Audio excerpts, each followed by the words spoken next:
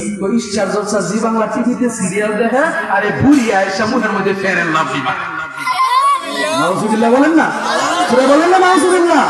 আরে তুমি তো নির্লজ্জ মহিলা। একটা সন্তানের প্রাথমিক শিক্ষা হলো তার মা বাবা। যদি পুরার সামনে বাবাই সিগারেট খায়, তুমি বাবা খাতা কলমে নাই খেলাইকো, তোমার পড়া তোমার সামনে গাঞ্জা খাইবে কথা কথা।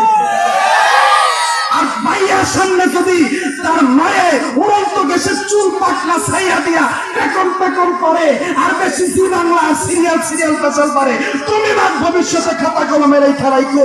এই তোমার কন্যা সন্তান ভবিষ্যতে পরপুরুষদের সাথে হিজরত দেবে। কথা কি ভুল বললাম বাজান? সুরে বলেন ভুল বললাম? আল্লাহ তাআলা যেন আমাদের সকলকেই সহি আকল দান করে। সুরে বলেন আমিন। বর্তমানের পোলা মাইয়ার সমান সমান না, লম্বা চুল কাটিয়া মাইয়াই মাথায় লাগাই গে, ঠিক না?